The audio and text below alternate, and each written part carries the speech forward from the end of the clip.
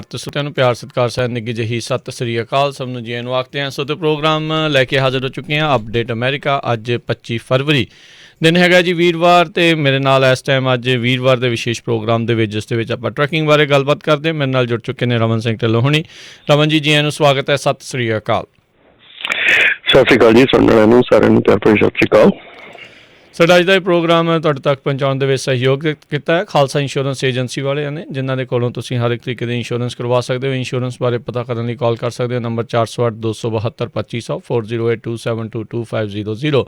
Manjeet Singh, Narinder Kaur Kular, Nachhattar Singh Sangha, Avtar Singh Manjal Clovis, Amarjit Singh Stockton, Amarjit Singh Bains, Satnam Singh, Amarjit Singh Dosanjh Yuba City, Harvinder Singh Stockton, Paramjit Singh Deol Fresno, Sucha Singh Jaskaran Singh, Gurpartap Singh Fresno, Lakhvir Singh Samra Texas, Avtar Singh Rathore ਸਰਜਲ trucking Fresno, Gurmel Singh Balbir ਵਾਸੀ Sausalito, Lakhan Singh Harbans Kaur ਤੋਂਗ Bakersfield, Gurpal Singh Sandhu citrus Height Antelope truck stop Burns Wyoming, Sucha Singh San Jose, ਜੈਂਡਰ mortgage ਅਤੇ real estate ਵਾਲੇ, ਜਿਨ੍ਹਾਂ ਦੇ ਕੋਲੋਂ ਤੁਸੀਂ ਘਰ ਖਰੀਦਣ ਅਤੇ ਵੇਚਣ ਦੀਆਂ ਸੇਵਾਵਾਂ ਲੈ ਸਕਦੇ ਹੋ।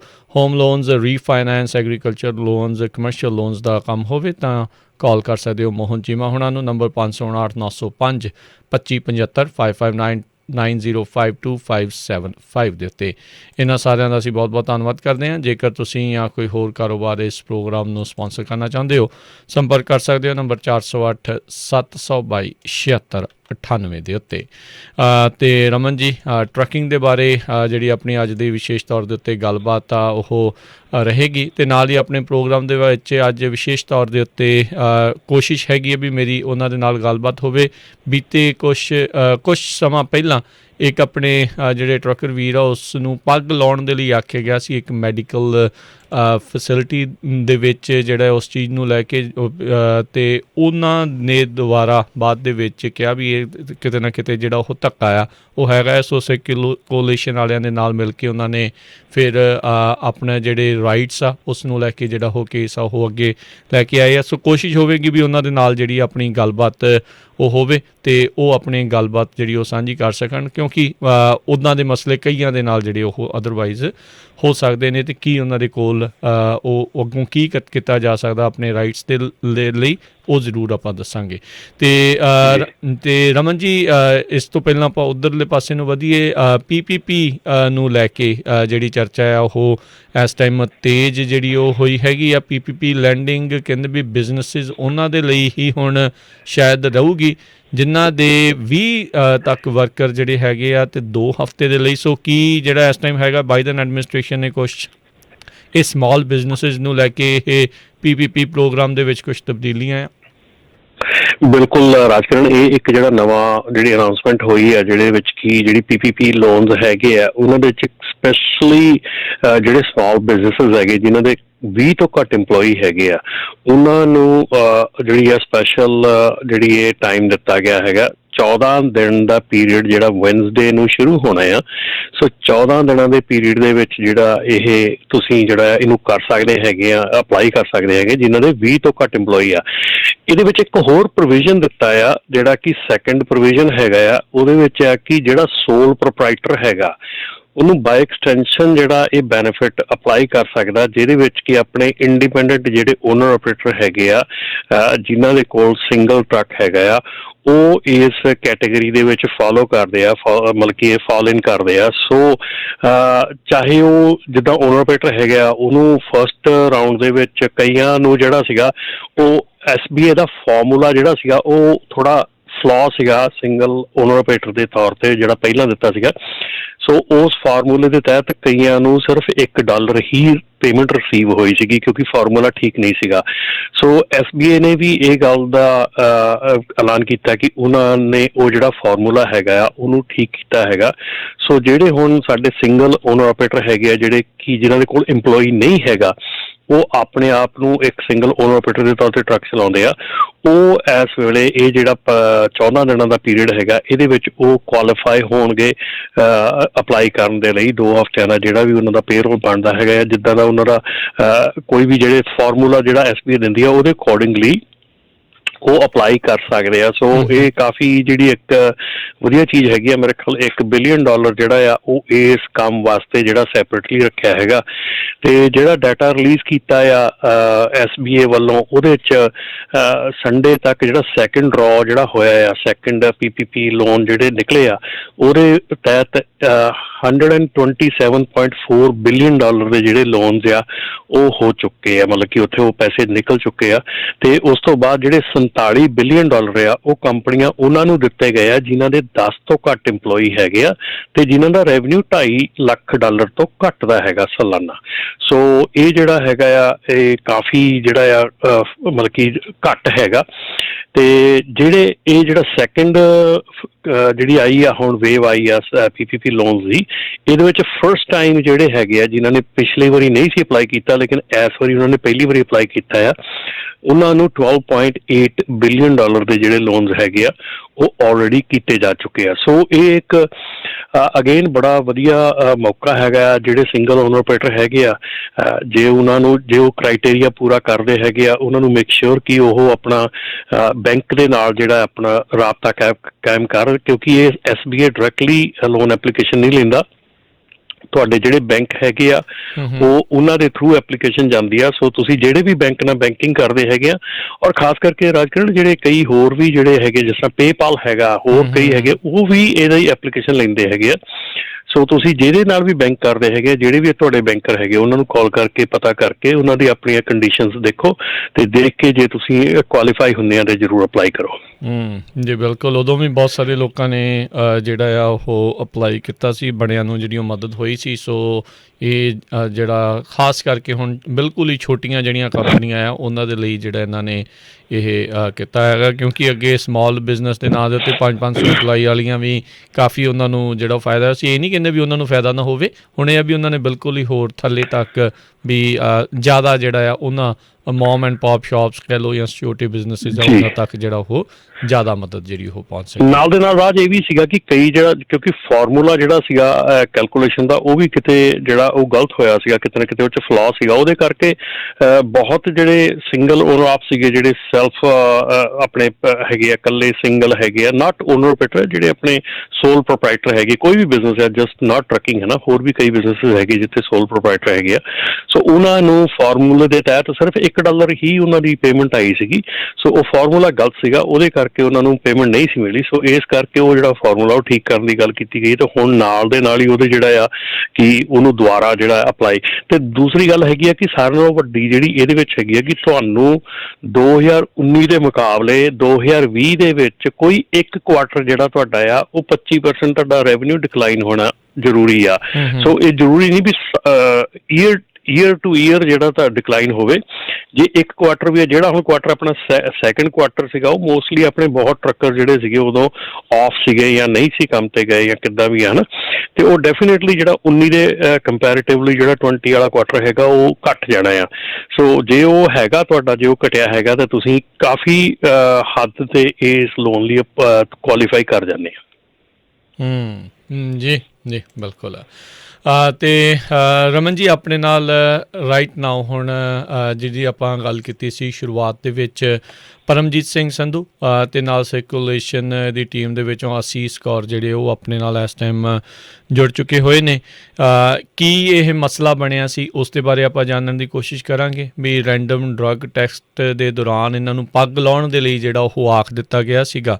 ਸੋ ਉਸ ਦੇ ਵਿੱਚ ਕੀ ਕੁਛ ਵਾਪਰਿਆ, ਫਿਰ ਸਰਕੂਲੇਸ਼ਨ ਨੇ ਕਿੱਦਾਂ ਇਹਨਾਂ ਦੀ ਮਦਦ ਕੀਤੀ ਤੇ ਆਪਣੇ ਜਿਹੜੇ ਰਾਈਟਸ ਕੀ ਹੈਗੇ ਆ ਉਸ ਦੇ ਬਾਰੇ ਆਪਾਂ ਇਸ ਅੱਜ ਦੀ ਗੱਲਬਾਤ ਦੇ ਵਿੱਚ ਇਹ ਵੀ ਜਿਹੜੀ ਜਾਣਨ ਦੀ ਕੋਸ਼ਿਸ਼ ਕਰਾਂਗੇ, ਕਿਉਂਕਿ ਬਹੁਤ ਸਾਰੇ ਜਿਹੜੇ ਲੋਕ ਆ ਸੇਮ ਸਿਚੁਏਸ਼ਨ ਦੇ ਵਿੱਚ ਜਿਹੜੇ ਪਰਮਜੀਤ ਸਿੰਘ ਹੋਣਾ ਵਾਲੀ ਆ ਉਹਦੇ ਵਿੱਚ ਆਏ ਹੋਣਗੇ, ਉਹ ਕੀ ਕਰ ਸਕਦੇ ਨੇ, ਕੀ ਉਹਨਾਂ ਦੇ ਹੱਕ ਨੇ, ਕੀ ਅਧਿਕਾਰ ਨੇ, ਉਹਦੇ ਬਾਰੇ ਆਪਾਂ ਜਾਣਾਂਗੇ। ਤੇ ਰਮਨ ਜੀ ਆਪਣੇ ਨਾਲ ਜੁੜ ਚੁੱਕੇ ਨੇ ਇਸ ਟਾਈਮ ਪਰਮਜੀਤ ਸਿੰਘ ਤੇ ਅਸੀਸ ਕੌਰ ਜੀ। ਜੀ ਆਇਆਂ ਨੂੰ, ਸਵਾਗਤ ਹੈ ਦੋਨਾਂ ਨੂੰ ਜੀ। ਸਤਿ ਸ੍ਰੀ ਅਕਾਲ। ਸਤਿ ਸ੍ਰੀ ਅਕਾਲ। ਸਤਿ ਸ੍ਰੀ ਅਕਾਲ ਭਾਜੀ। ਸਤਿ ਸ੍ਰੀ ਅਕਾਲ। ਬਹੁਤ ਧੰਨਵਾਦ ਤੁਹਾਡੇ ਨਾਲ ਗੱਲਬਾਤ ਕਰਨ ਦਾ। ਥੈਂਕ ਯੂ ਜੀ। ਸੋ ਪਰਮਜੀਤ ਸਿੰਘ ਜੀ, ਮੈਨੂੰ ਪਤਾ ਲੱਗਾ ਸੀਗਾ ਵੀ ਤੁਸੀਂ ਟੈਕਸਸ 'ਚੋਂ ਹੋਪਫੁਲੀ ਹੁਣ ਤੁਹਾਡੇ ਬਿਜਲੀ ਵਗੈਰਾ ਆ ਗਈ ਆ, ਸਾਰੇ ਜਣੇ ਠੀਕ ਠਾਕ ਹੋ?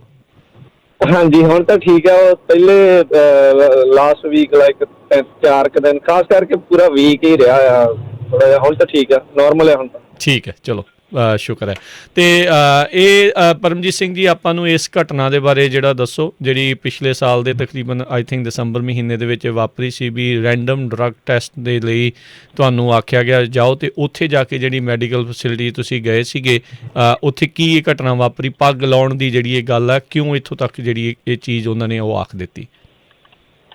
ਹਾਂਜੀ, ਮੈਨੂੰ ਉਹਨਾਂ ਨੇ ਰੈਂਡਮ ਡਰੱਗ ਟੈਸਟ ਲਈ ਕਾਲ ਕੀਤਾ ਸੀਗਾ, ਤੇ ਸਾਡੇ ਨੇੜੇ ਹੀ ਆ, ਮੈਂ ਪਲੇਨੋ ਰਹਿੰਦਾ, ਤਾਂ ਮੈਡ ਪੋਸਟ ਨਾਂ ਦੀ ਇਹ ਲੈਬੋਰਟਰੀ ਐਕਚੁਅਲੀ 24 ਆਵਰ ਇੱਕ ਕਲੀਨਿਕ ਹੀ ਆ ਜੀ ਜੀ, emergency clinic like kind of ਇੱਦਾਂ ਹੀ ਆ। ਤਾਂ ਮੈਨੂੰ ਜਦੋਂ ਮੈਂ ਉੱਥੇ ਗਿਆ, ਐਕਚੁਅਲੀ ਮੈਂ ਪਹਿਲਾਂ ਵੀ 3 ਮਹੀਨੇ ਪਹਿਲਾਂ ਉੱਥੇ ਮੇਰਾ ਰੈਂਡਮ ਡਰੱਗ ਟੈਸਟ ਹੋਇਆ ਸੀ, ਤੇ ਪ੍ਰੀ ਇੰਪਲੋਇਮੈਂਟ ਟੈਸਟ ਵੀ ਉੱਥੇ ਹੀ ਕਰਵਾਇਆ ਸੀਗਾ। ਓਕੇ। ਤੇ 7 ਡੇ ਓਪਨ ਹੋਣ ਕਰਕੇ, 7 ਦਿਨ ਖੁੱਲ੍ਹੇ ਹੋਣ ਕਰਕੇ, ਮੈਂ ਉੱਦਣ ਸੰਡੇ ਸੀਗਾ, ਸੰਡੇ ਚਲੇ ਗਿਆ। ਤਾਂ ਮੈਨੂੰ ਜਦੋਂ ਚੈੱਕ ਇਨ ਕਰਨ ਤੋਂ ਬਾਅਦ ਅੰਦਰ ਉਹ ਮੈਨੂੰ ਕਹਿੰਦੀ ਤੂੰ ਦਸਤਾਰ ਲਾ, ਹੈ ਨਾ, ਵੀ ਪੱਗ ਲਾ ਆਪਣੀ। ਮੈਂ ਕਿਹਾ ਕਾਹਤੇ?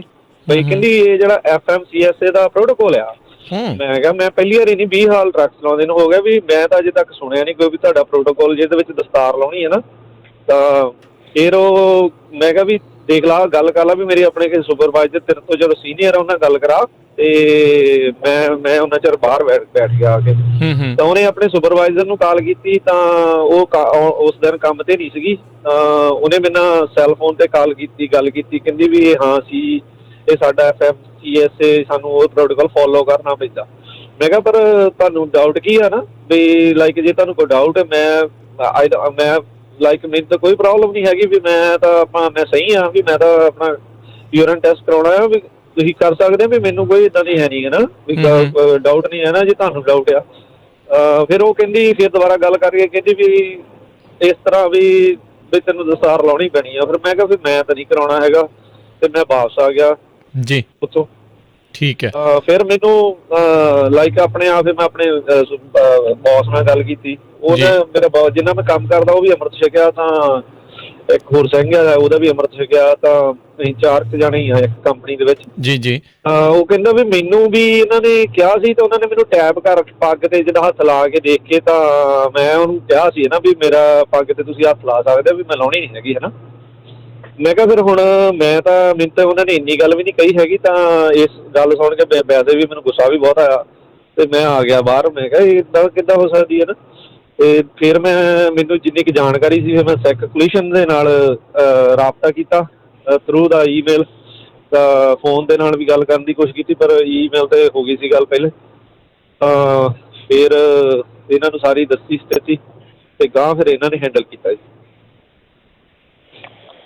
ਜੀ ਸੋ ਪਰਮਜੀਤ ਜੀ, ਇਹ ਜਿੱਦਾਂ ਤੁਸੀਂ ਦੱਸਿਆ ਵੀ ਉਹਨਾਂ ਨੇ ਇਸ ਤਰੀਕੇ ਨਾਲ ਆਖ ਦਿੱਤਾ। ਬਹੁਤ ਸਾਰੇ ਲੋਕ ਜਿੱਦਾਂ ਤੁਸੀਂ ਕਿਹਾ ਵੀ ਉਹ ਟੈਪ ਕਰਕੇ ਕਰ ਦਿੰਦੇ ਆ, ਪਰ ਆਈ ਥਿੰਕ ਉਹ ਵੀ ਉਹਨਾਂ ਨੂੰ ਇੰਨੀ ਜ਼ਿਆਦਾ ਕਰਨ ਦੀ ਜ਼ਰੂਰਤ ਨਹੀਂ ਹੁੰਦੀ। ਸੋ ਹੁਣ ਤੁਸੀਂ ਉਸ ਤੋਂ ਬਾਅਦ ਦੇ ਵਿੱਚ ਸਿੱਖ ਕੋਲੀਸ਼ਨ ਵਾਲਿਆਂ ਦੇ ਨਾਲ ਕੰਟੈਕਟ ਕੀਤਾ। ਸੋ ਅਸੀਸ ਕੌਰ, ਸਿੱਖ ਕੋਲੀਸ਼ਨ ਨੇ ਇਸ ਤੋਂ ਬਾਅਦ ਦੇ ਵਿੱਚ ਕੀ ਭੂਮਿਕਾ ਨਿਭਾਈ?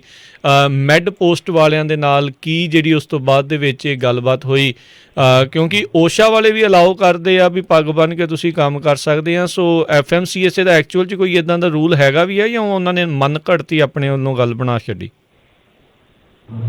ਸੋ ਜੋ ਸਿੱਖ ਕੋਲੀਸ਼ਨ ਦੀ ਲੀਗਲ ਟੀਮ ਨੇ ਕੀਤਾ ਸੀ, ਉਹ ਸੀ ਵੀ ਅਸੀਂ ਦੇਖਿਆ ਵੀ ਮੈਡ ਸਪਾਟ ਤੇ ਜਿਹੜੀ ਉਹਨਾਂ ਦੀ ਪੈਰੈਂਟ ਕੰਪਨੀ ਹੈਗੀ ਆ care, med post and care spot, ਉਹਨਾਂ ਦੀ ਪੈਰੈਂਟ ਕੰਪਨੀ ਹੈ। ਫਿਰ ਅਸੀਂ ਉਹਨਾਂ ਦੇ ਜਿਹੜੇ ਸੀਨੀਅਰ ਮੈਨੇਜਿੰਗ ਕਾਉਂਸਲ ਹੈਗੇ ਨੇ, ਉਹਨਾਂ ਨੂੰ ਚਿੱਠੀ ਭੇਜੀ ਦੱਸਣ ਲਈ ਵੀ ਉਹਨਾਂ ਦੀ ਇੱਕ ਫੈਸਿਲਿਟੀ ਵਿੱਚ ਕੀ ਹੋਇਆ। ਉਹਨਾਂ ਨੂੰ ਫੈਕਚੁਅਲ ਬੈਕਗਰਾਊਂਡ ਦੱਸੀ, ਉਹਨਾਂ ਨੂੰ ਸਿੱਖੀ ਬਾਰੇ ਤੇ ਦਸਤਾਰ ਬਾਰੇ ਦੱਸਿਆ, ਉਹਦੀ ਇੰਪੋਰਟੈਂਸ ਦੱਸੀ। ਤੇ ਮੋਸਟ ਇੰਪੋਰਟੈਂਟਲੀ ਅਸੀਂ ਉਹਨਾਂ ਨੂੰ ਇੱਕ ਐਨਾਲਿਸਿਸ ਵੀ ਪ੍ਰੋਵਾਈਡ ਕੀਤੀ ਵੀ ਜਿਹੜਾ ਡਿਪਾਰਟਮੈਂਟ ਆਫ ਟਰਾਂਸਪੋਰਟੇਸ਼ਨ ਦੀਆਂ ਯੂਰਿਨ ਸਪੈਸੀਮਨ ਕਲੈਕਸ਼ਨ ਦੀਆਂ ਗਾਈਡਲਾਈਨਸ ਹੈਗੀਆਂ ਨੇ, ਉਹਦੇ ਵਿੱਚ ਰਿਲੀਜੀਅਸ ਅਕਾਮੋਡੇਸ਼ਨ ਦੇ ਸਕਦੇ ਨੇ।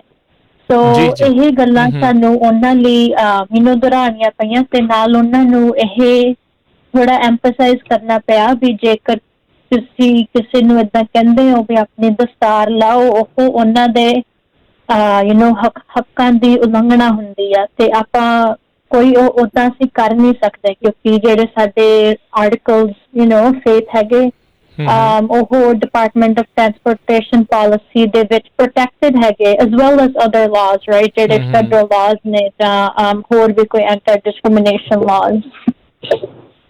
ਸੋ ਅਸੀਂ ਗੱਲ ਇੱਥੋਂ ਸ਼ੁਰੂ ਕੀਤੀ ਸੀ ਤੇ ਫਿਰ ਨਾਲ ਅਸੀਂ ਉਹਨਾਂ ਨੂੰ ਆ ਵੀ ਦੱਸਿਆ ਸੀ ਵੀ ਜਿਹੜੀ ਉਹਨਾਂ ਦੀ ਆਪਣੀ ਪਾਲਿਸੀ ਹੈਗੀ ਆ ਮੈਡ ਪੋਸਟ ਦੀ, ਜਿਹੜੀ ਉਹ ਵੀ ਜੇ ਤੁਸੀਂ ਕਹਿੰਦੇ ਹੋ ਵੀ ਤੁਸੀਂ ਨਾਨ ਡਿਸਕ੍ਰਿਮੀਨੇਸ਼ਨ ਵਿੱਚ ਮੰਨਦੇ ਹੋ ਤਾਂ ਤੁਸੀਂ ਉਹਨੂੰ ਵੀ ਵਾਇਓਲੇਟ ਕਰਦੇ ਪਏ ਹੋ।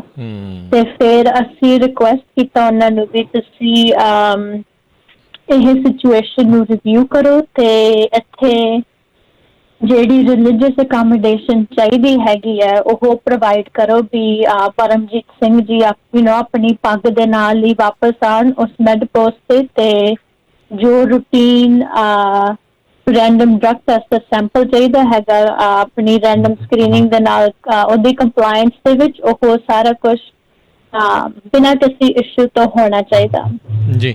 ਤੇ ਸਾਨੂੰ ਫਿਰ ਉਹਨਾਂ ਤੋਂ ਜਵਾਬ ਵਧੀਆ ਮਿਲਿਆ। ਉਹ ਵੀ ਪੂਰੀ ਜਿਹੜੇ ਉਹਨਾਂ ਦੇ ਕਾਉਂਸਲ ਸੀਗੇ ਉਹਨਾਂ ਨੇ ਸਾਨੂੰ ਦੱਸਿਆ ਵੀ ਅਸੀਂ ਤੁਹਾਡੀ ਐਨਾਲਿਸਿਸ ਨਾਲ ਸਹਿਮਤ ਹੈਗੇ ਆ, ਪੂਰੀ ਅਗਰੀਮੈਂਟ ਵਿੱਚ ਹੈਗੇ ਆ। ਸਾਨੂੰ ਵੀ ਪਤਾ DOT ਦੀ ਕਲੈਕਸ਼ਨ ਗਾਈਡਲਾਈਨਸ ਕੀ ਨੇ, DOT ਦੀਆਂ ਰੈਗੂਲੇਸ਼ਨਸ ਕੀ ਨੇ।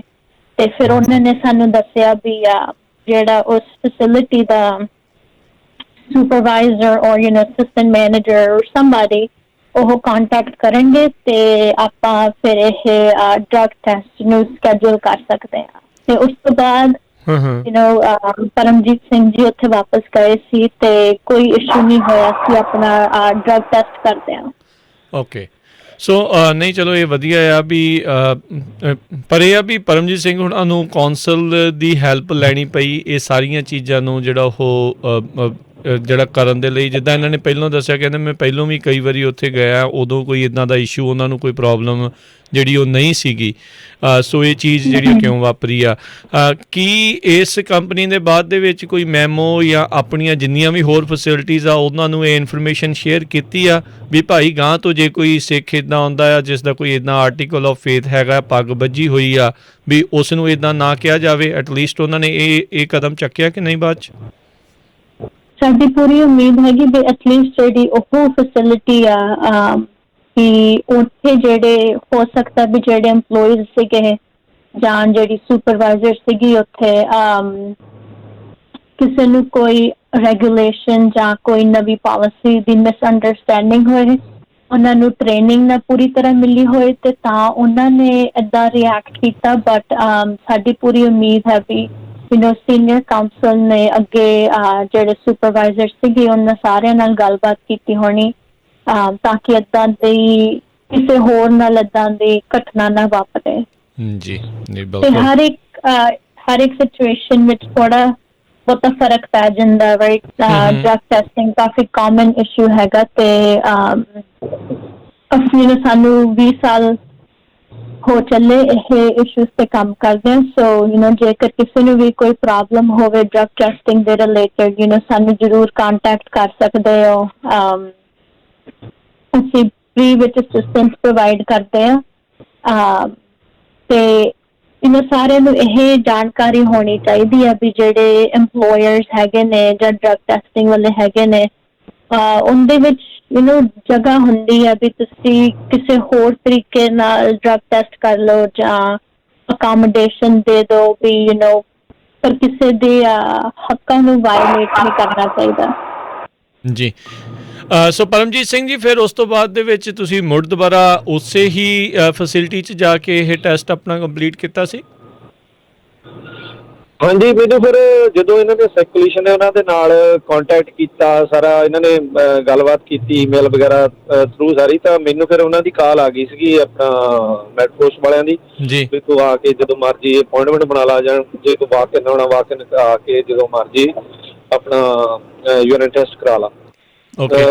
ਬੇਸਿਕਲੀ ਉਹ ਮੇਰੇ ਕੋਲ ਉਹਦਾ ਟਾਈਮ ਸੀਗਾ ਕਿਉਂਕਿ ਕੋਵਿਡ ਕਰਕੇ ਹੁਣ ਥੋੜਾ ਜਿਹਾ ਰੈਂਡਮਲੀ ਡਰਗ ਟੈਸਟ ਦੇ ਵਿੱਚ ਉਹ ਟਾਈਮ ਥੋੜਾ ਵੱਧ ਦੇ ਦਿੰਦੇ ਆ ਬਈ ਇੰਨੇ ਚਿਰ ਚ ਕਰਵਾਉਣਾ, ਤੇ ਇਸ ਕਰਕੇ ਇਹ ਵਧੀਆ ਤਰੀਕੇ ਨਾਲ ਹੈਂਡਲ ਹੋ ਗਿਆ। ਫਿਰ ਉਹਨਾਂ ਦੀ ਕਾਲ ਆ ਗਈ ਤਾਂ ਪਰ ਮੇਰੇ ਨਾਲ ਫਿਰ ਇੱਕ ਹੋਰ ਵੀ ਹੈਪਨ ਹੋਇਆ।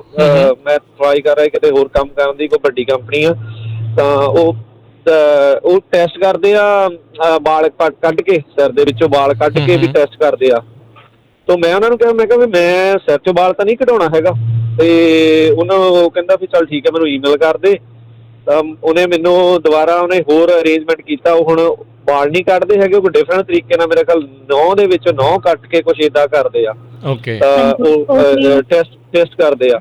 ਸੋ ਬੇਸਿਕਲੀ ਜੇ ਨੌਲੇਜ ਨਹੀਂ, ਤੁਸੀਂ ਫਾਈਟ ਨਹੀਂ ਕਰਦੇ, ਤੁਸੀਂ ਗੱਲ ਨਹੀਂ ਕਰਦੇ, ਤਾਂ ਉਹ ਉੱਦਾਂ ਹੀ ਤੁਹਾਨੂੰ ਕਰਨਾ ਪੈਂਦਾ। ਵੀ ਜੇ ਤੁਹਾਨੂੰ ਨੌਲੇਜ ਹੈਗੀ ਆ, ਜਾਣਕਾਰੀ ਹੈਗੀ ਆ, ਤਾਂ ਮੇਰਾ ਖਿਆਲ ਹੈ ਵੀ ਆਪਾਂ ਨੂੰ ਫਾਈਟ ਕਰਨੀ ਚਾਹੀਦੀ ਆ। ਵੀ ਮੇਰਾ ਤਾਂ ਇਹ ਵਿਚਾਰ ਆ ਜੀ। ਨਹੀਂ ਬਿਲਕੁਲ ਜੀ, ਇਹ ਤਾਂ ਹੱਕਾਂ ਦੀ ਗੱਲ ਆ, ਰਾਈਟਸ ਦੀ ਗੱਲ ਆ, ਕੋਈ ਏਦਾਂ ਥੋੜੀ ਧੱਕਾ ਜਿਹੜਾ ਨਾ ਕਰੇ। ਰਾਜ ਅਸੀਸ ਵੱਲੋਂ ਕੋਈ ਗੱਲ ਕੀਤੀ ਜੀ ਜੀ। ਮੈਂ ਇਹ ਕਨਫਰਮ ਕਰਨ ਲੱਗੀ ਸੀ ਵੀ ਇਹਨੂੰ ਭੇਜਣ ਤੋਂ ਬਾਅਦ ਅੱਗੇ ਉਹਨਾਂ ਦੇ ਸੀਨੀਅਰ ਕਾਉਂਸਲ ਦੇ ਨਾਲ ਗੱਲ ਕਰਨ ਤੋਂ ਬਾਅਦ ਸਾਨੂੰ ਲਿਖਤ ਵਿੱਚ ਕਨਫਰਮੇਸ਼ਨ ਤੇ ਅਕਾਮੀਡੇਸ਼ਨ ਮਿਲ ਗਈ ਸੀ ਇਹ ਵੀ ਅੱਗੇ ਕੋਈ ਇਸ਼ੂ ਨਹੀਂ ਆਏਗਾ। ਤੇ ਇਹਦੇ ਨਾਲ ਹੀ ਜਿੱਦਾਂ ਹੁਣ ਵੀਰ ਜੀ ਨੇ ਕਿਹਾ ਵੀ ਕਿਸੇ ਹੋਰ ਕੰਪਨੀ ਕਹਿੰਦੇ ਸੀ ਵੀ ਤੁਸੀਂ ਵਾਲ ਕਟਾ ਕੇ ਡਰੱਗ ਟੈਸਟਿੰਗ ਕਰਵਾ ਲਓ, ਉਹ ਵੀ ਗੱਲਾਂ ਵੇਵ ਹੋ ਜਾਂਦੀਆਂ ਨੇ ਜਿਹੜੀਆਂ ਹੇਅਰ ਟੈਸਟਿੰਗ ਦੀਆਂ ਰਿਕੁਆਇਰਮੈਂਟਸ ਹੈਗੀਆਂ ਸੀ। ਤੁਸੀਂ ਜਿੱਦਾਂ ਉਹਨਾਂ ਨੇ ਕੀਤਾ 9 ਦੇ ਸੈਂਪਲ ਨਾਲ, ਉਹਦੇ ਚੋਂ ਵੀ ਕਾਫੀ ਹਿਸਟਰੀ ਮਿਲ ਜਾਂਦੀ ਹੈ ਜਿਹੜੀ ਇੰਪਲੋਇਰਸ ਨੂੰ ਚਾਹੀਦੀ ਹੁੰਦੀ ਹੈ। ਤੇ ਇਹਦੇ ਨਾਲ ਨਾਲ ਜੇ ਤੁਸੀਂ ਸਾਡੀ ਵੈਬਸਾਈਟ ਤੇ ਦੇਖੋ, ਉੱਥੇ ਇੱਕ ਟਰੱਕ ਡਰਾਈਵਰਸ ਲਈ ਅਸੀਂ ਰਿਸੋਰਸ ਇਕੱਠਾ ਕੀਤਾ ਹੋਇਆ, ਜਿੱਥੋਂ ਥੋੜਾ ਪਤਾ ਲੱਗ ਜਾਂਦਾ ਵੀ ਜਿੱਦਾਂ ਹੁਣ ਵੀਰ ਜੀ ਕਹਿ ਰਹੇ ਸੀ ਵੀ ਨੌਲੇਜ ਹੋਣੀ ਚਾਹੀਦੀ ਹੈ ਇਹਨਾਂ ਗੱਲਾਂ ਬਾਰੇ। ਉਹਦੇ ਵਿੱਚ ਪੰਜਾਬੀ ਤੇ ਇੰਗਲਿਸ਼ ਵਿੱਚ ਅਸੀਂ ਲਿਖਿਆ ਹੋਇਆ ਕਿ ਤੁਹਾਨੂੰ ਹੇਅਰ ਟੈਸਟਿੰਗ ਬਾਰੇ ਕੀ ਜਾਣਨਾ ਚਾਹੀਦਾ, ਦਸਤਾਰ ਬਾਰੇ, ਜੇ ਕੋਈ ਪੁਲਿਸ ਸਟਾਪ ਹੋਵੇ, ਇਮੀਗ੍ਰੇਸ਼ਨ ਸਟੇਟਸ ਬਾਰੇ, ਕੋਈ ਹੇਟ ਕ੍ਰਾਈਮਸ ਬਾਰੇ ਜਾਂ ਕਿਰਪਾਨ ਬਾਰੇ। ਸੋ ਇਹ ਰਿਸੋਰਸਿਸ ਵੀ ਅਵੇਲੇਬਲ ਹੈਗੇ ਨੇ ਇੰਗਲਿਸ਼ ਤੇ ਪੰਜਾਬੀ ਵਿੱਚ, ਬਿਲਕੁਲ ਫ੍ਰੀ। ਤੇ ਜੇ ਕਿਸੇ ਨੂੰ ਕੋਈ ਦਿੱਕਤ ਆ ਰਹੀ ਹੈ ਇਹਨਾਂ ਗੱਲਾਂ ਕਾਰਨ, ਤੁਸੀਂ ਸਾਨੂੰ ਜ਼ਰੂਰ ਕੰਟੈਕਟ ਕਰ ਸਕਦੇ ਹੋ ਜੀ। ਸੋ ਕੰਟੈਕਟ ਦੇ ਲਈ ਕੀ ਬੈਸਟ ਰਿਸੋਰਸ ਹੈਗਾ? ਕੋਈ ਫੋਨ ਨੰਬਰ ਆ, ਜੇ ਕੋਈ ਅਚਾਨਕ ਕਿਸੇ ਥਾਂ ਦੇ ਉੱਤੇ ਫਸਿਆ ਵੀ ਉਹ ਡਾਇਰੈਕਟ ਇੱਦਾਂ ਕਾਲ ਕਰ ਸਕਦਾ ਆ, ਜਾਂ ਵੈਬਸਾਈਟ ਦੇ ਜ਼ਰੀਏ ਹੀ ਇਹ ਕੰਟੈਕਟ ਹੁੰਦਾ ਹੈ? ਨਹੀਂ, ਤੁਸੀਂ ਸਾਨੂੰ ਕਾਲ ਵੀ ਕਰ ਸਕਦੇ ਹੋ ਤੇ ਉਹ ਨੰਬਰ ਹੈਗਾ 212-655-3095। ਤੇ ਅਸੀਂ ਇੰਗਲਿਸ਼ ਜਾਂ ਪੰਜਾਬੀ ਵਿੱਚ ਤੁਹਾਡੇ ਨਾਲ ਗੱਲ ਕਰ ਸਕਦੇ ਹਾਂ। ਤੇ ਜੇ ਤੁਸੀਂ ਵੈਬਸਾਈਟ ਦੇ ਥਰੂ ਕੰਟੈਕਟ ਕਰਨਾ ਚਾਹੁੰਦੇ ਹੋ ਤਾਂ ਉੱਥੇ ਇੱਕ ਕੌਨਫੀਡੈਂਸ਼ੀਅਲ ਪ੍ਰਾਈਵੇਟ ਛੋਟਾ ਜਿਹਾ ਫਾਰਮ ਹੈਗਾ ਜਿਹੜਾ ਭਰ ਸਕਦੇ ਹੋ। ਤੇ ਫਿਰ ਉਸ ਹਿਸਾਬ ਨਾਲ ਸਾਨੂੰ ਪਤਾ ਲੱਗ ਜਾਂਦਾ ਵੀ ਤੁਹਾਡਾ ਇਸ਼ੂ ਕੀ ਹੈ, ਤੇ ਅਸੀਂ ਉਸ ਹਿਸਾਬ ਨਾਲ ਅਟਰਨੀ ਜਾਂ ਉਸ ਹਿਸਾਬ ਨਾਲ ਅੱਗੇ ਤੁਹਾਡੇ ਨਾਲ ਗੱਲਬਾਤ ਕਰਦੇ ਹਾਂ ਤੇ ਆਪਣੀ ਰਿਸਰਚ ਕਰਦੇ ਹਾਂ। ਓਕੇ। ਸੋ ਬਿਲਕੁਲ। ਅਤੇ ਪਰਮਜੀਤ, ਮੈਂ ਇਹ ਪੁੱਛਣਾ ਚਾਹੁੰਦਾ, ਜਦੋਂ ਤੁਸੀਂ ਦੁਬਾਰਾ ਜਾ ਕੇ ਟੈਸਟ ਤਾਂ ਜਦੋਂ ਕਰਵਾ ਲਿਆ, ਕਿ ਉਹਨਾਂ ਨੇ ਫਿਰ ਦੁਬਾਰਾ ਕੋਈ ਇੱਦਾਂ ਦੀ ਕੋਈ ਹੋਰ ਗੱਲ ਤਾਂ ਨਹੀਂ ਜਿੱਦਾਂ ਕੀਤੀ? How you felt about it? ਬਾਅਦ ਦੇ ਵਿੱਚ ਤੁਹਾਨੂੰ ਕਿੱਦਾਂ ਦੀ ਫੀਲਿੰਗ ਆਈ ਵੀ ਇਹ ਠੀਕ ਕਰ ਰਹੇ ਆ, ਹੁਣ ਕੁਛ ਜ਼ਿਆਦਾ ਤਾਂ ਨਹੀਂ ਉੱਤੇ ਥੱਲੇ ਗੱਲਾਂ ਹੋ ਰਹੀਆਂ? ਨਹੀਂ, ਬਿਲਕੁਲ। ਦੂਜੀ ਵਾਰੀ ਜਦੋਂ ਗਿਆ ਤਾਂ ਸਿੰਪਲੀ ਉਹਨਾਂ ਨੇ ਚੈੱਕ ਇਨ ਕਰਨ ਤੋਂ ਬਾਅਦ ਮੈਨੂੰ ਦੁਬਾਰਾ ਐਕਚੁਅਲੀ ਉਹ ਜੇਬਾਂ ਖਾਲੀ ਕਰਾ ਲੈਂਦੇ ਹੁੰਦੇ ਵੀ ਤੁਹਾਡੇ ਜੇਬ 'ਚ ਤਾਂ ਨਹੀਂ ਕੁਛ ਲੁਕੋਇਆ ਹੈਗਾ। ਤਾਂ ਉਹ ਜਿੱਦਾਂ ਨੋਰਮਲੀ ਜਿੱਦਾਂ ਯੂਰਿਨ ਟੈਸਟ ਕਰਾਉਂਦੇ ਆ ਉੱਦਾਂ ਕਰਵਾ ਕੇ ਕੋਈ ਇਸ਼ੂ ਨਹੀਂ ਹੋਇਆ। ਚਲੋ, ਦੈਟਸ ਗੁੱਡ। ਅਤੇ ਰਮਨ ਭਾਅ ਜੀ, ਮੈਂ ਇਸ ਦੇ ਵਿੱਚ ਇਹ ਐਡ ਕਰਨਾ ਚਾਹੁੰਦਾ, ਜਿੱਦਾਂ ਇਹਨਾਂ ਨੇ ਵੀ ਕਿਹਾ ਵੀ ਹੁਣ ਕੋਵਿਡ ਕਰਕੇ ਥੋੜ੍ਹੀ ਰਿਲੈਕਸੇਸ਼ਨ ਸੀਗੀ ਰੈਂਡਮ ਟੈਸਟ ਦੇ ਲਈ, ਵੀ ਇਹਨਾਂ ਨੂੰ ਸਮਾਂ ਥੋੜ੍ਹਾ ਜ਼ਿਆਦਾ ਮਿਲ ਗਿਆ ਸੀ, ਉਹ ਟਾਈਮ ਅਕਮੋਡੇਟ ਹੋ ਗਿਆ। ਪਰ ਜੇ ਕੋਈ ਕਿਸੇ ਦੇ ਨਾਲ ਇੱਦਾਂ ਦਾ ਮਸਲਾ ਬਣ ਜਾਂਦਾ ਆ ਰੈਂਡਮ ਟੈਸਟ ਦੇ ਵਿੱਚ, ਸਮਾਂ ਕਿੰਨਾ ਕੁ ਹੁੰਦਾ ਹੈ? ਅਤੇ ਜੇ ਇੱਦਾਂ ਦਾ ਮਸਲਾ ਬਣ ਜਾਵੇ ਤਾਂ ਫਿਰ ਉਹਦੇ ਕਰੀਅਰ ਦੇ ਉੱਤੇ ਵੀ ਕੋਈ ਉਸਦਾ ਪ੍ਰਭਾਵ ਪੈਂਦਾ ਵੀ ਜੇ ਉਹ ਟੈਸਟ ਨਾ ਕਰਵਾ ਸਕੇ? ਨਹੀਂ ਰਾਜਕਰਨ, ਇੱਦਾਂ ਦੀ ਨਹੀਂ ਕੋਈ ਗੱਲ ਹੈਗੀ। ਕੋਵਿਡ ਦੇ ਕਰਕੇ ਜਿਹੜਾ ਟਾਈਮ ਤਾਂ ਦਿੱਤਾ ਜਾਂਦਾ ਆ, ਔਰ ਯੂਜ਼ਲੀ ਜਿਹੜਾ ਰੈਂਡਮ ਡਰੱਗ ਟੈਸਟ ਹੁੰਦਾ ਆ ਉਹ ਤੁਸੀਂ ਰਾਈਟ ਵੇ ਜਦੋਂ ਤੁਹਾਡੇ ਡਰਾਈਵਰ ਨੂੰ ਇਨਫੋਰਮੇਸ਼ਨ ਦਿੱਤੀ ਜਾਂਦੀ ਹੈ ਕਿ ਤੁਸੀਂ ਰੈਂਡਮ ਡਰੱਗ ਟੈਸਟ ਕਰਾਉਣਾ ਹੈਗਾ, ਅਤੇ ਉਹ ਰੈਂਡਮ ਡਰੱਗ ਟੈਸਟ ਜਿਹੜਾ ਆ ਰਾਈਟ ਵੇ ਕਰਵਾਉਣਾ ਪੈਂਦਾ ਆ। ਕੋਈ ਐਸੀ ਰਿਲੈਕਸੇਸ਼ਨ ਜਿਹੜੀ ਹੈ FMCSA ਵੱਲੋਂ, ਕੋਈ ਐਸੀ ਰਿਲੈਕਸੇਸ਼ਨ ਹੈ ਨਹੀਂ ਕਿ ਉਹਦੇ ਵਿੱਚ ਕੋਈ ਟਾਈਮ ਫਰੇਮ ਜਿਹੜਾ ਵਧਾ ਕੇ ਦਿੱਤਾ ਗਿਆ, ਪਰ ਥੋੜ੍ਹੀ ਜਿਹੀ ਲੀਨੀਅੰਸੀ ਜ਼ਰੂਰ ਦੇਖਣ 'ਚ ਆਈ ਹੈ ਕਿ ਲੀਨੀਅੰਸੀ ਮਿਲਦੀ ਹੈ। ਅਤੇ ਲੀਨੀਅੰਸੀ ਜਿਹੜੀ ਜਿਹੜੀ ਆ ਉਹ ਆ COVID-19 ਕਰਕੇ ਥੋੜ੍ਹੀ ਹੈਗੀ ਆ, ਕਿਉਂਕਿ ਕਈ ਵਾਰੀ ਬਹੁਤ ਕਲੀਨਿਕ ਜਿਹੜੇ ਆ ਉਹ ਨਹੀਂ ਕਲਾਇੰਟ ਵੀ ਨਹੀਂ ਲੈਂਦੇ ਹੈਗੇ, ਜਾਂ ਕਈ ਕਲੀਨਿਕ ਜਿਹੜੇ ਆ ਉਹ ਰਿਸਟ੍ਰਿਕਟਡ ਹੈਗੇ ਆ। ਸੋ ਇਸ ਕਰਕੇ ਆਟੋਮੈਟਿਕਲੀ ਕੁਛ ਨਾ ਕੁਛ ਲੀਨੀਅੰਸੀ ਮਿਲ ਜਾਂਦੀ ਆ। ਬਟ ਡੈਫੀਨੇਟਲੀ ਜਿਹੜੇ ਰਾਈਟਸ ਹੈਗੇ ਆ, ਜਿਹੜੀਆਂ ਰਾਈਟਸ ਦੀਆਂ ਆਪਾਂ ਗੱਲਾਂ ਕਰ ਰਹੇ ਹੈਗੇ ਆ, ਉਹ ਜ਼ਰੂਰ ਸਾਰਿਆਂ ਨੂੰ ਜਾਣਨੇ ਚਾਹੀਦੇ ਆ। ਅਤੇ ਰਾਜਕਰਨ ਐਰਕੀ ਆਪਾਂ ਜਿਹੜੀ ਆਪਣੀ ਪੰਜਾਬੀ ਟਰੱਕਿੰਗ ਮੈਗਜ਼ੀਨ ਆ ਉਹਦੇ ਵਿੱਚ ਵੀ ਆਪਾਂ ਇਹ ਰਾਈਟਸ ਜਿਹੜੇ ਆ ਸਿੱਖ ਕੋਲੀਸ਼ਨ ਦੀ ਹੈਲਪ ਦੇ ਨਾਲ, ਆਪਾਂ ਅਜ਼ੀਜ਼ ਉਹਨਾਂ ਦੀ ਹੈਲਪ ਦੇ ਨਾਲ, ਉਹ ਸਾਰੇ ਰਾਈਟਸ ਜਿਹੜੇ ਉਹ 'ਚ ਵੀ ਪਬਲਿਸ਼ ਕੀਤੇ ਹੈਗੇ ਆ। ਔਰ ਛੇਤੀ ਵੈਬਸਾਈਟ 'ਤੇ ਔਰ ਸਿੱਖ ਕੋਲੀਸ਼ਨ ਦੀ ਵੈਬਸਾਈਟ 'ਤੇ ਹਰ ਇੱਕ ਥਾਂ 'ਤੇ ਜਿਹੜੀ ਆ ਇਹ ਲਿੰਕ ਜਿਹੜਾ ਤੁਹਾਨੂੰ ਅਵੇਲੇਬਲ ਮਿਲੂਗਾ, ਜਿੱਥੇ ਕਿ ਤੁਸੀਂ ਜਾ ਕੇ ਜੇ ਤੁਹਾਨੂੰ ਇੱਦਾਂ ਦੀ ਕੋਈ ਪ੍ਰੋਬਲਮ ਇਸ਼ੂ ਜਾਂ ਕੋਈ ਇੱਦਾਂ ਦੀ ਚੀਜ਼ ਹੁੰਦੀ ਆ ਅਤੇ ਤੁਸੀਂ ਜਿਹੜਾ ਆ ਡਾਇਰੈਕਟਲੀ ਸਿੱਖ ਕੋਲੀਸ਼ਨ ਦੇ ਨਾਲ ਕਨੈਕਸ਼ਨ ਦੇ ਵਿੱਚ ਜਾਂ ਕਨੈਕਟ ਕਰ ਸਕਦੇ ਆ। ਜੀ ਅਸੀਸ ਕੌਰ, ਮੈਂ ਇੱਥੇ ਪੁੱਛਣਾ ਚਾਹੁੰਦਾ, ਜਿੱਦਾਂ ਤੁਸੀਂ ਕਿਹਾ ਵੀ ਰਿਸੋਰਸਿਸ ਜਿਹੜੇ ਉਹ ਅਵੇਲੇਬਲ ਹੈਗੇ ਆ, ਅਤੇ ਹੁਣ ਜਿੱਦਾਂ ਆਪਾਂ ਵੀ ਰਮਨ ਜੀ ਕੁਛ ਸਮਾਂ ਪਹਿਲਾਂ ਗੱਲ ਕੀਤੀ ਸੀ ਵੀ ਆਉਣ ਵਾਲੇ ਸਮੇਂ ਦੇ ਵਿੱਚ ਜਿਹੜਾ ਹੁਣ ਡਰੱਗ ਟੈਸਟਿੰਗ ਵਾਲ ਦੇ ਆਧਾਰ ਦੇ ਉੱਤੇ ਜਿਹੜੀ ਉਹਨਾਂ ਨੇ ਕਰਨੀ ਆ, ਜਿਹੜੇ ਅੰਮ੍ਰਿਤਧਾਰੀ ਨੇ ਜਾਂ ਜਿਹੜੇ ਰਿਲੀਜੀਅਸ ਇਸ ਚੀਜ਼ ਦੇ ਵਿੱਚ ਐਗਜ਼ੈਂਪਸ਼ਨ ਲੈਣਾ ਚਾਹੁੰਦੇ ਨੇ, ਉਹ ਆਪਣੇ ਨਾਲ ਕੋਈ ਡਾਕੂਮੈਂਟ ਲੈ ਕੇ ਰੱਖਣ ਜਦੋਂ ਕਿਤੇ ਉਹਨਾਂ ਨੇ ਇੱਦਾਂ ਡਰੱਗ ਟੈਸਟ ਕਰਵਾਉਣ ਦੇ ਲਈ ਜਾਣਾ, ਵੀ ਦੇਖੋ ਆਹ ਐਗਜ਼ੈਂਪਸ਼ਨ ਜਿਹੜੀ FMCSA ਦੇ ਆਲਰੇਡੀ ਅਵੇਲੇਬਲ ਆ, ਤੁਸੀਂ ਇੰਸਟੈਡ ਆਫ ਵਾਲ ਲੈਣ ਦੀ ਬਜਾਏ ਤੁਸੀਂ ਜਿਹੜਾ ਨੌ ਦੇ ਨਾਲ ਕਰ ਲਓ। ਕੀ ਕੋਈ ਅਜਿਹਾ ਡਾਕੂਮੈਂਟ ਜਾਂ ਕੋਈ ਇੱਦਾਂ ਦਾ ਪ੍ਰੋਵੀਜ਼ਨ ਹੈ ਜਿਹੜਾ ਡਰਾਈਵਰ ਆਪਣੇ ਨਾਲ ਹਮੇਸ਼ਾ ਰੱਖ ਸਕਦਾ ਵੀ ਉੱਥੇ ਜਾ ਕੇ ਬਾਅਦ 'ਚ ਉਹਨਾਂ ਨੂੰ ਦਿਖਾ ਸਕੇ? ਡਰਾਈਵਰਾਂ ਨੂੰ ਜਿਹੜੀ DOT ਦੀਆਂ ਰਿਲੀਜੀਅਸ ਅਕਾਮੋਡੇਸ਼ਨ ਦੀਆਂ ਗਾਈਡਲਾਈਨਸ ਹੈਗੇ ਨੇ ਉਹਦੇ ਬਾਰੇ ਜਾਣਕਾਰੀ ਜ਼ਰੂਰ ਹੋਣੀ ਚਾਹੀਦੀ ਹੈ, ਤਾਂ ਕਿ ਆਪਣੇ ਹੱਕਾਂ ਬਾਰੇ ਆਪ ਸਾਰਿਆਂ ਨੂੰ ਪਤਾ ਹੋਵੇ ਅਤੇ ਅਸੀਂ ਆਪਣੇ ਆਪ ਵੀ ਫਿਰ ਐਡਵੋਕੇਟ ਕਰ ਸਕਦੇ ਹਾਂ। ਜਿਹੜੀ ਗੱਲ ਤੁਸੀਂ ਕਹੀ ਵੀ ਜੇਕਰ ਹੇਅਰ ਟੈਸਟਿੰਗ ਮੈਂਡੇਟ ਬਣ ਜਾਵੇ ਤਾਂ ਫਿਰ ਕੀ ਕਰ ਸਕਦੇ ਆ, ਉਹ ਵਾਲੇ ਪੂਰੇ ਇਸ਼ੂ 'ਤੇ ਅਸੀਂ ਉਹਨੂੰ ਬੜੀ ਕੇਅਰਫੁਲੀ ਮੋਨੀਟਰ ਕਰਦੇ ਪਏ ਹਾਂ, ਦੇਖਣ ਲਈ ਵੀ ਉਸ ਕੀ ਹੁੰਦਾ ਪਿਆ ਅੱਗੇ ਕੀ ਹੋਣਾ। ਪਰ ਉਹ ਸਾਰੀਆਂ ਗੱਲਾਂ ਅਜੇ ਕਾਫੀ ਅਰਲੀ ਸਟੇਜਸ ਵਿੱਚ ਹੈਗੀਆਂ ਨੇ, ਅਤੇ ਉਹਦੇ ਲਈ ਸਿੱਖ ਕੋਲੀਸ਼ਨ ਨੇ ਪਬਲਿਕ ਕਾਮੈਂਟਸ NAFTA ਦੇ ਨਾਲ ਜੁੜ ਕੇ ਅਸੀਂ ਸਬਮਿਟ ਕੀਤੇ ਹੋਏ ਵੀ ਇੱਦਾਂ ਕਰਨ ਨਾਲ ਕਮਿਊਨਿਟੀ 'ਤੇ ਕਿੰਨਾ ਅਸਰ ਹੋਣਾ, ਤੇ ਇਹ ਸਾਡੇ ਧਾਰਮਿਕ ਹੱਕਾਂ ਦੇ ਖਿਲਾਫ ਹੈਗਾ। ਸੋ ਉਹ ਸਿਚੁਏਸ਼ਨ ਨੂੰ ਅਸੀਂ ਬਹੁਤ ਕਲੋਸਲੀ ਮੋਨੀਟਰ ਕਰਦੇ ਪਏ ਹਾਂ, ਅਤੇ ਅਸੀਂ ਅਫਕੋਰਸ ਸਾਰਿਆਂ ਨੂੰ ਅਪਡੇਟਡ ਰੱਖਾਂਗੇ ਜੇਕਰ ਇੱਦਾਂ ਦੀ ਕੋਈ ਮੈਂਡੇਟ ਬਣੇ। ਪਰ ਫਿਲਹਾਲ ਲਈ ਜੋ ਇਸ ਵੇਲੇ ਹੁੰਦਾ ਪਿਆ ਉਸ ਗੱਲ ਬਾਰੇ ਸਾਰੇ ਡਰਾਈਵਰਸ ਨੂੰ ਇਹ ਪਤਾ ਹੋਣਾ ਚਾਹੀਦਾ ਵੀ ਜਿਹੜੇ ਐਮਪਲੋਇਰਸ ਨੇ ਉਹ ਹੇਅਰ ਟੈਸਟਿੰਗ ਦੀਆਂ ਜਿਹੜੀਆਂ ਰਿਕੁਆਇਰਮੈਂਟਸ ਨੇ ਉਹਨੂੰ ਵੇਵ ਕਰ ਸਕਦੇ ਨੇ, ਮਤਲਬ ਉਹਨੂੰ ਬਦਲ ਸਕਦੇ ਨੇ, ਉਹਨੂੰ ਛੱਡ ਸਕਦੇ ਨੇ, ਜਿੱਦਾਂ ਛੱਡ ਸਕਦੇ ਵੀ ਤੁਸੀਂ। ਹਾਂਜੀ, ਤੇ ਉਹ ਵਾਲੀ ਦੁਨੀਆ ਵਿੱਚ ਵੀ ਕਾਫੀ ਰਿਸਰਚ ਹੁੰਦੀ ਪਈ ਵੀ ਜੇਕਰ ਤੁਸੀਂ ਨੇਲ ਦਾ ਸੈਂਪਲ ਲਵੋਗੇ ਜਾਂ ਸਲਾਈਵਾ ਔਰ ਸਮਥਿੰਗ ਐਲਸ, ਉਹ ਵੀ ਰਿਸਰਚ ਵੱਧਦੀ ਪਈ ਆ ਵੀ ਜ਼ਰੂਰੀ ਨਹੀਂ ਤੁਸੀਂ ਉੱਦਾਂ ਦੀ ਹਿਸਟਰੀ ਸਿਰਫ ਵਾਲਾਂ ਤੋਂ ਲੈ ਸਕਦੇ ਹੋ। ਸੋ ਅਸੀਂ ਉਹਨੂੰ ਕਾਫੀ ਕਲੋਸਲੀ ਮੋਨੀਟਰ ਕਰਦੇ ਪਏ ਹਾਂ, ਅਤੇ ਫਿਲਹਾਲ ਸਾਰਿਆਂ ਨੂੰ ਇਹ ਪਤਾ ਹੋਣਾ ਚਾਹੀਦਾ ਵੀ ਤੁਹਾਡਾ ਐਮਪਲੋਇਰ ਉਹ ਰਿਕੁਆਇਰਮੈਂਟਸ ਨੂੰ ਬਦਲ ਸਕਦਾ। ਜੀ ਜੀ ਬਿਲਕੁਲ।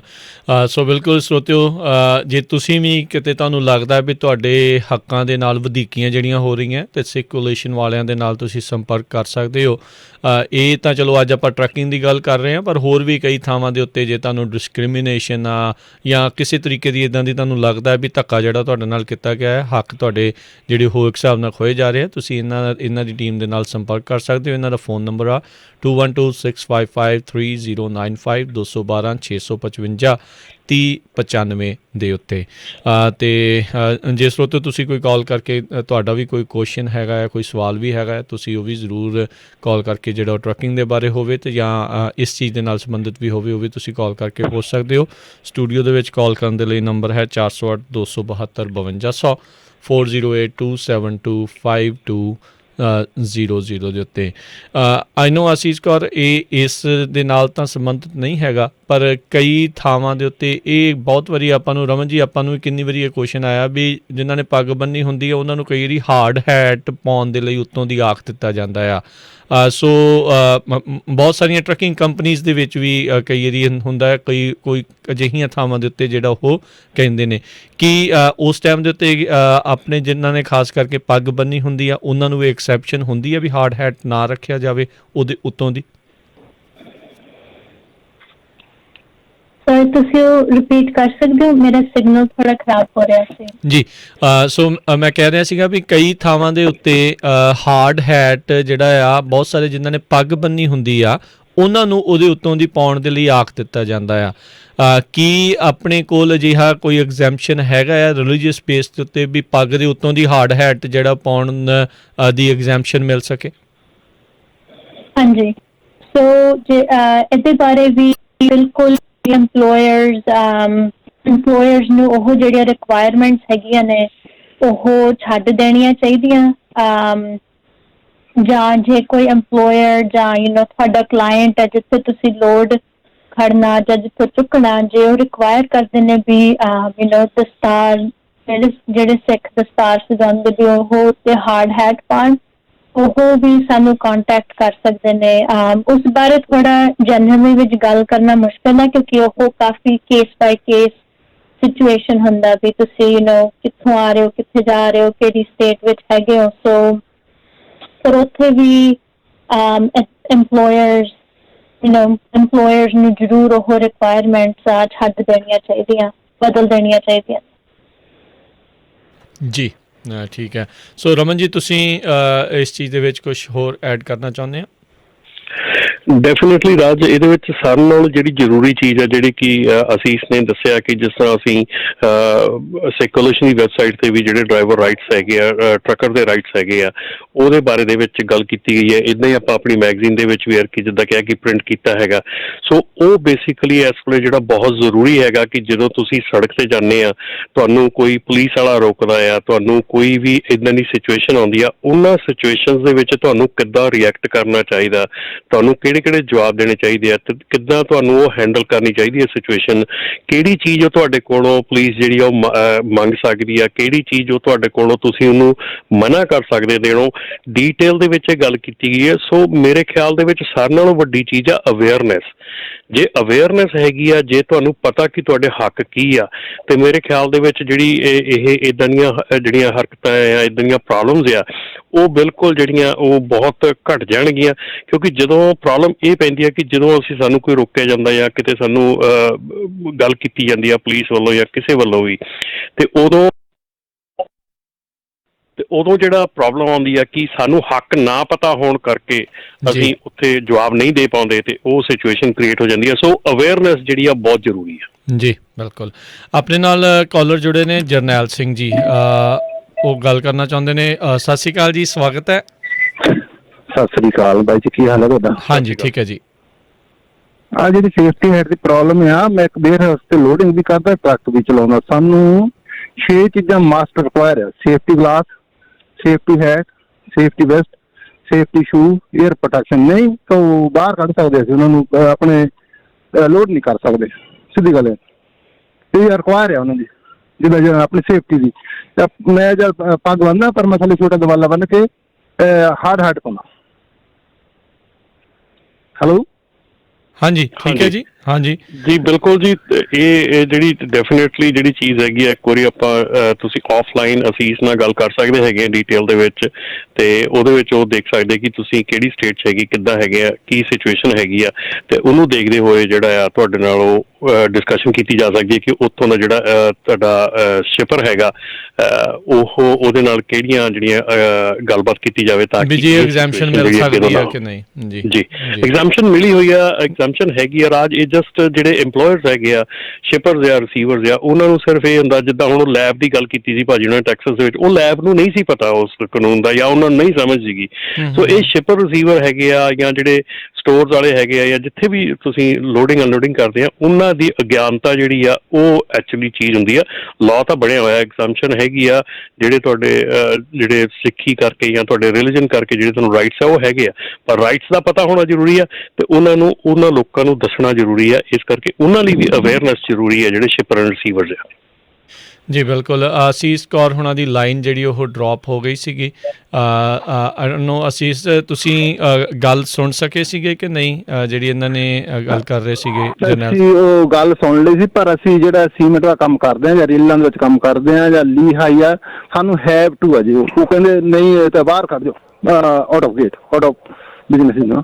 ਓਕੇ, ਸਾਨੂੰ ਹੈਵ ਟੂ ਹਾਰਡ ਹੈਟ ਤੁਹਾਨੂੰ ਪਾਉਣਾ ਹੀ ਜਿਹੜਾ ਉਹ ਪੈਣਾ ਆ। ਉਹਨਾਂ ਨੇ ਉਹ ਐਗਜ਼ੈਂਪਸ਼ਨ ਜਿਹੜੀ ਨਹੀਂ ਰਬੜ ਬੰਨ ਕੇ ਥੋੜੀ ਥੱਲੇ ਬੰਨਿਆ ਹੁੰਦਾ, ਥੱਲੇ ਛੋਟਾ ਦਮਾਲਾ ਬੰਨਿਆ ਹੁੰਦਾ। ਹਾਰਡ ਹੈਟ ਤੋਂ ਬਿਨਾਂ ਐਂਟਰੀ ਨਹੀਂ ਹੁੰਦੀ। ਕਿਸੇ ਵੀ ਪਲਾਂਟ ਤੇ ਚੱਲ ਜਾਓ, ਸੀਮੈਂਟ ਚੱਲ ਜਾਓ, US ਕੰਕਰੀਟ ਚੱਲ ਜਾਓ, ਕਿਸੇ ਨੂੰ ਹਾਰਡ ਹੈਟ ਹੈਵ ਟੂ। ਇਹ 6 ਚੀਜ਼ਾਂ: safety glass, safety shoe, safety vest, hard hat ਤੇ ਏਅਰ ਪ੍ਰੋਟੈਕਸ਼ਨ, ਸੇਫਟੀ ਗਲਵ ਨਹੀਂ ਤਾਂ ਦਫ਼ਤਰ 'ਚ ਨਹੀਂ ਬਣ ਦਿੰਦੇ ਸੀਮੈਂਟ ਵਾਲੇ ਜੀ ਗਲਵ।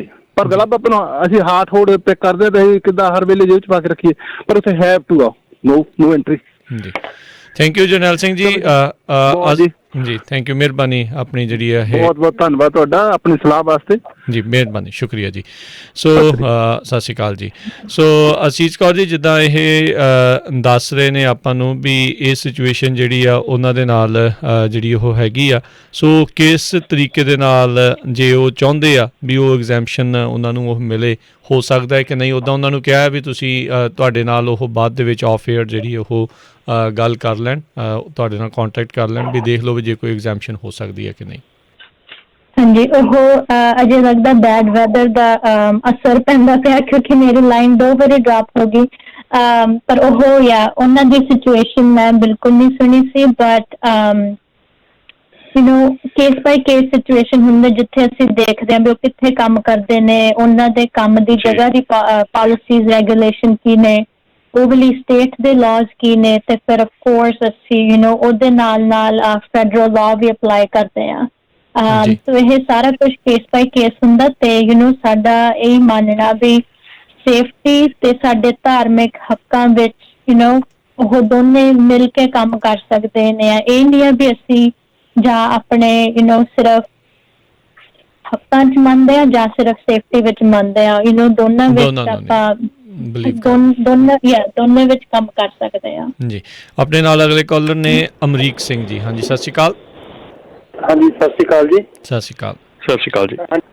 ਹਾਂਜੀ ਸਿੱਧਾ ਜੀ ਮਿੱਟੀ ਵਾਲੇ ਟਰੱਕ ਚਲਾਉਂਦੇ ਹਾਂ ਕਈ ਵਾਰੀ ਕਈ ਸਾਈਡਾਂ ਤੇ, ਉੱਥੇ ਵੀ ਆਮ ਕਹਿਣਗੇ ਟਰੱਕ ਚੋਂ ਬਾਹਰ ਨਿਕਲਣਾ ਤੇ ਤੁਸੀਂ ਲੈ ਕੇ ਆਓ ਕਿ ਪੱਗ ਪਾਈ ਆ, ਪੱਗ ਦੇ ਉੱਤੇ ਰੱਖ ਨਹੀਂ ਹੁੰਦਾ ਵੀ ਇਹ ਔਖਾ ਆ ਨਾ। ਕਹਿੰਦੇ ਨਹੀਂ ਲੈਣਾ ਪੈਣਾ, ਵੀ ਸਾਈਨ ਕਰਾਂਗੇ, ਸਾਈਨ ਆਊਟ ਕਰ ਦਿਆਂਗੇ, ਚਲ ਜਾਓ ਟਰੱਕ ਬਾਹਰ ਕੱਢ ਦਿਆਂਗੇ।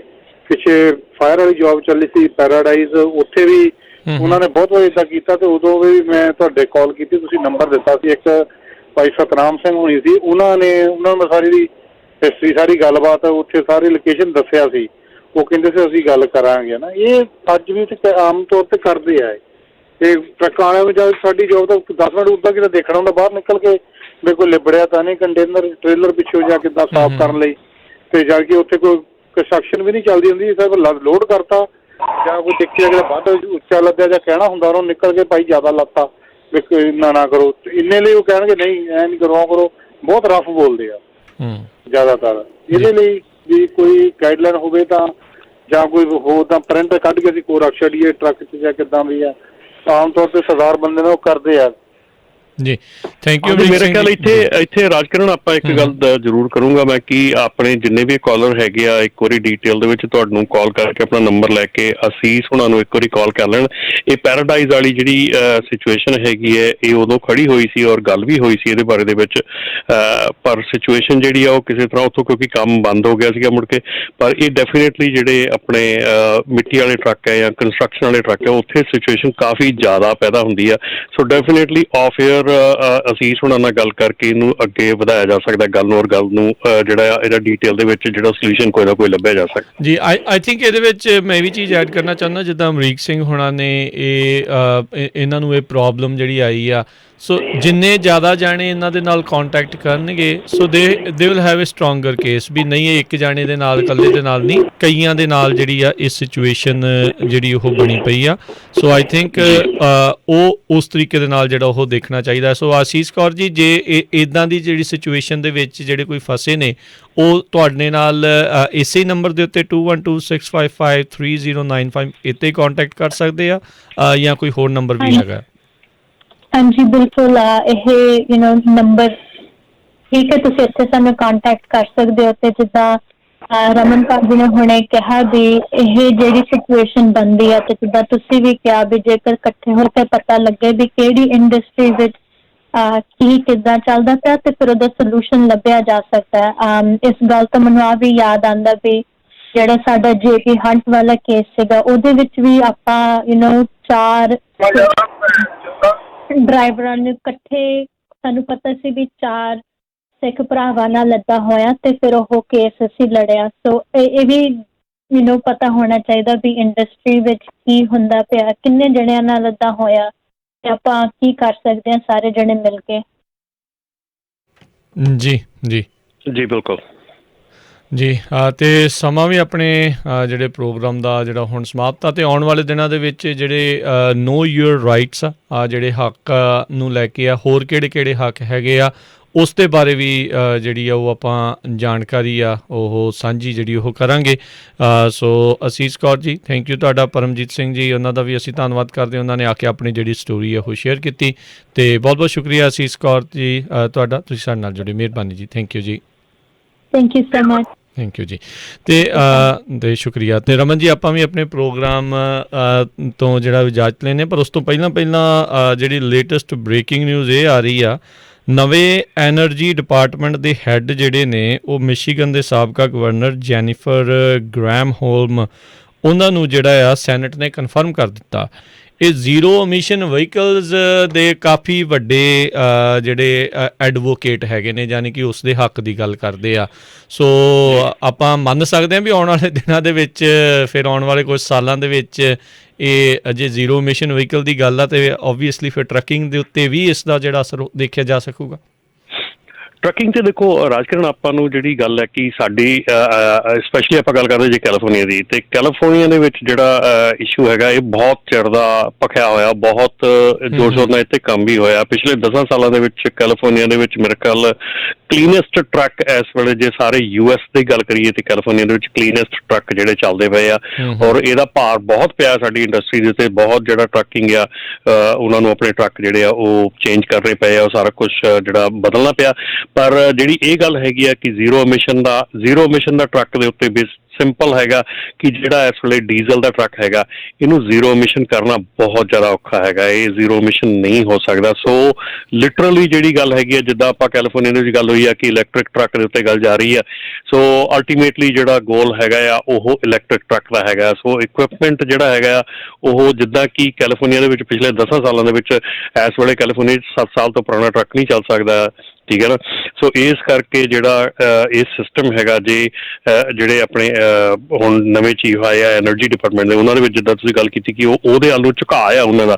ਸੋ ਗੱਲ ਇਹ ਹੈ ਕਿ ਜਿਹੜੀ ਇਲੈਕਟ੍ਰਿਕ ਟਰੱਕ ਜਿਹੜਾ ਹੈਗਾ, ਉਹਦੀ ਜਿਹੜੀ ਇੰਟਰੋਡਕਸ਼ਨ ਆ ਇੰਡਸਟਰੀ ਨੂੰ, ਜਾਂ ਉਹਦਾ ਜਿਹੜਾ ਇਨਫਰਾਸਟਰਕਚਰ ਤਿਆਰ ਕਰਨਾ ਉਹਦੇ ਲਈ, ਉਹਦੇ ਤੇ ਡੈਫੀਨੇਟਲੀ ਜਿਹੜਾ ਆ ਕੰਮ ਕਾਫੀ ਤੇਜ਼ੀ ਨਾਲ ਹੋਊਗਾ ਅਗਲੇ 4 ਸਾਲ ਦੇ ਵਿੱਚ। ਸੋ ਕਾਫੀ ਤੇਜ਼ੀ ਦੇ ਨਾਲ ਇਹ ਜਿਹੜਾ ਬਦਲਾਅ ਆ ਆਉਣਾ ਸ਼ੁਰੂ ਹੋਊਗਾ। ਸੋ ਮੇਰੇ ਖਿਆਲ ਦੇ ਵਿੱਚ ਆ ਬਿਲਕੁਲ ਜਦੋਂ ਕੋਈ ਇੱਦਾਂ ਦਾ ਬੰਦਾ ਜਿਹੜਾ ਕਿਸੇ ਪਾਸੇ ਨੂੰ ਝੁਕਾਅ ਹੁੰਦਾ, ਉਹ ਆਉਂਦੇ ਆ, ਤੇ ਡੈਫੀਨੇਟਲੀ ਉਹਨਾਂ ਦੇ ਕਾਰਜਕਾਲ ਦੇ ਵਿੱਚ ਫਿਰ ਉਧਰ ਨੂੰ ਜਿਹੜਾ ਆ ਉਹ ਜਿਹੜਾ ਕਹਿ ਲਓ ਵੀ ਇੰਡਸਟਰੀ ਜਿਹੜੀ ਆ ਚੇਂਜਸ ਜਿਹੜੀਆਂ ਉਧਰ ਨੂੰ ਹੁੰਦੀਆਂ। ਤੇ ਈਵਨ ਇਸ ਵੇਲੇ ਜਿਹੜੀ ਇੱਕ ਹੋਰ ਵੀ ਆ ਕਿ ਲੇਟਲੀ ਖਬਰ ਸੀਗੀ, 2-3 ਦਿਨ ਪਹਿਲਾਂ ਦੀ ਖਬਰ ਸੀਗੀ, ਕਿ ਈਵਨ ਜਿਹੜੇ ਬਾਈਡਨ ਪ੍ਰਸ਼ਾਸਨ ਹੈਗੇ ਆ, ਸ਼ਾਇਦ ਹੋ ਸਕਦਾ ਕਿਤੇ ਨਾ ਕਿਤੇ ਜਾ ਕੇ ਇਹ ਹੇਅਰ ਡਰੱਗ ਟੈਸਟਿੰਗ ਵੱਲ ਥੋੜ੍ਹੀ ਜਿਹੀ ਧਿਆਨ ਥੋੜ੍ਹਾ ਜਿਹਾ ਘੱਟ ਕਰ ਦੇਣ, ਵੀ ਉਹ ਸਪੀਡ ਦੇ ਨਾਲ ਜਿਹੜੀ ਆ ਨਾ ਹੋਵੇ ਜੇ ਸਪੀਡ ਦੇ ਨਾਲ ਪਹਿਲੇ ਪ੍ਰਸ਼ਾਸਨ ਦੇ ਵਿੱਚ ਇਹਨੂੰ ਪੁਸ਼ ਕੀਤਾ ਗਿਆ ਸੀਗਾ। ਸੋ ਉਹ ਜਿੱਦਾਂ ਕਿ ਅਸੀਸ ਨੇ ਵੀ ਕਿਹਾ ਸੀਗਾ ਕਿ ਅਸੀਂ ਕਲੋਜ਼ਲੀ ਮੋਨੀਟਰ ਕਰ ਰਹੇ ਹੈਗੇ ਆ, ਨਾਪਟਾ ਦੇ ਵੱਲੋਂ ਵੀ ਤੇ ਸਿੱਖ ਕੋਲੀਸ਼ਨ ਵੱਲੋਂ ਰਲ ਕੇ ਅਸੀਂ ਜਿਹੜਾ ਇਹਨੂੰ ਕਲੋਜ਼ਲੀ ਮੋਨੀਟਰ ਕਰਦੇ ਪਏ ਆ ਵੀ ਕਿੱਧਰ ਨੂੰ ਸਿਚੁਏਸ਼ਨ ਜਾ ਰਹੀ ਹੈ। ਸਾਡਾ ਮਕਸਦ ਇਹ ਹੈਗਾ ਕਿ ਇਸ ਤੋਂ ਪਹਿਲਾਂ ਕਿ ਲਾਅ ਬਣ ਕੇ ਸਾਹਮਣੇ ਆਵੇ, ਉਹਨੂੰ ਪਹਿਲਾਂ ਹੀ ਉਹਦੇ ਵਿੱਚ ਜਿਹੜੀਆਂ ਸਾਨੂੰ ਚੇਂਜਸ ਦੀਆਂ ਚਾਹੀਦੀਆਂ ਜਾਂ ਜੋ ਵੀ ਚੀਜ਼ਾਂ ਚਾਹੀਦੀਆਂ ਉਹ ਪਹਿਲਾਂ ਅਸੀਂ ਇਨਸਰਟ ਕਰਵਾ ਸਕੀਏ, ਉਹ ਪਹਿਲਾਂ ਹੀ ਅਸੀਂ ਉਹਦੇ ਵਿੱਚ ਐਡ ਕਰਵਾ ਸਕੀਏ। ਜੀ ਜੀ, ਬਹੁਤ ਬਹੁਤ ਸ਼ੁਕਰੀਆ। ਤੇ ਰਮਨ ਜੀ, ਬੜੀ ਮਿਹਰਬਾਨੀ, ਧੰਨਵਾਦ, ਤੇ ਮਿਲਦੇ ਹਾਂ ਜੀ ਅਗਲੀ ਵਾਰ। ਸਤਿ ਸ਼੍ਰੀ ਅਕਾਲ ਜੀ। ਸਤਿ ਸ਼੍ਰੀ ਅਕਾਲ ਜੀ। ਜੀ ਤੇ ਸਰੋਤਿਓ, ਇੱਥੇ ਸਾਡਾ ਅੱਜ ਦਾ ਇਹ ਪ੍ਰੋਗਰਾਮ ਉਹ ਸਮਾਪਤ ਆ। ਮਿਲਦੇ ਹਾਂ ਅਗਲੀ ਵਾਰ। ਤੱਕ ਲਈ ਮੇਰੇ ਵੱਲੋਂ ਵੀ ਤੁਹਾਨੂੰ ਸਭ ਨੂੰ ਪਿਆਰ ਭਰੀ ਨਿੱਘੀ ਸਤਿ ਸ਼੍ਰੀ ਅਕਾਲ। ਸੁਣਦੇ ਰਹੋ ਜੀ ਪੰਜਾਬੀ ਰੇਡੀਓ USA।